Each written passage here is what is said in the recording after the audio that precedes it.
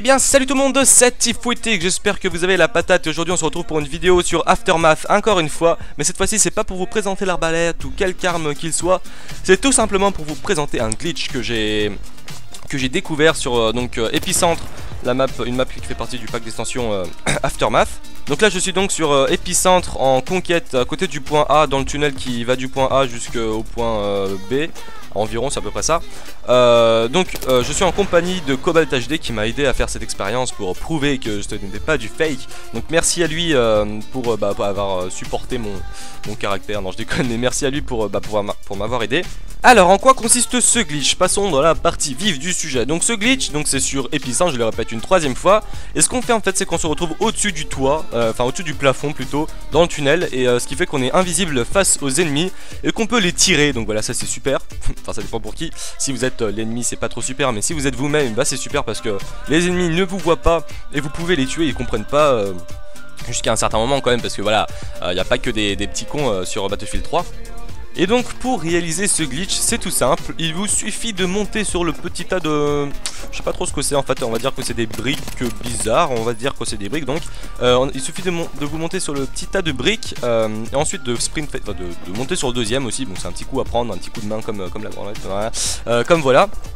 Et ensuite vous sautez en direction de la sortie du tunnel, vous spammez le bouton saut. De toute façon vous pouvez pas tomber de l'autre côté du tas de briques parce qu'il y a un mur invisible, donc vous continuez à sauter en direction de la sortie du tunnel. Et ensuite vous retrouvez sur le tas de tuyaux, enfin les 3-4 tuyaux là qui sont en l'air.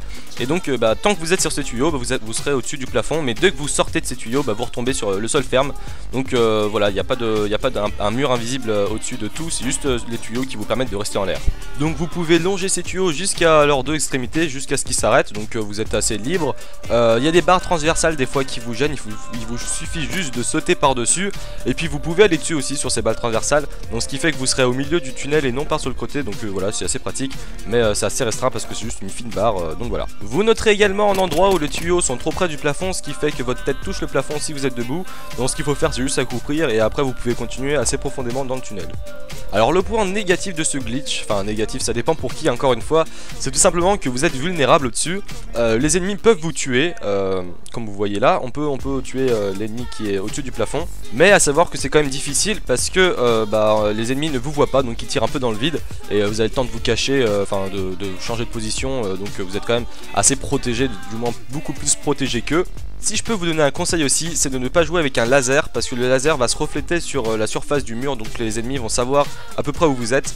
Donc si vous n'avez pas de laser, vous êtes complètement invisible et puis avec un silencieux, c'est encore mieux. Alors vous pouvez tuer toutes les personnes qui sont dans le tunnel, enfin en dessous de vous, mais il y a un certain moment où les balles vont ricocher sur la surface, donc il faut reculer un peu parce que si vous êtes tout devant, il y a un mur invisible qui va empêcher les balles de passer. Donc voilà, c'est un glitch très simple d'utilisation, donc pas besoin d'avoir un tas d'expérience dans les glitches pour pouvoir le réaliser, il suffit juste de sauter par-dessus une petite barrière invisible et vous vous retrouvez au-dessus du tunnel et à tuer qui vous voulez comme bon vous semble, comme un vrai petit connard de hacker de merde qu'on a envie de bannir parce que c'est vrai que ça fait chier.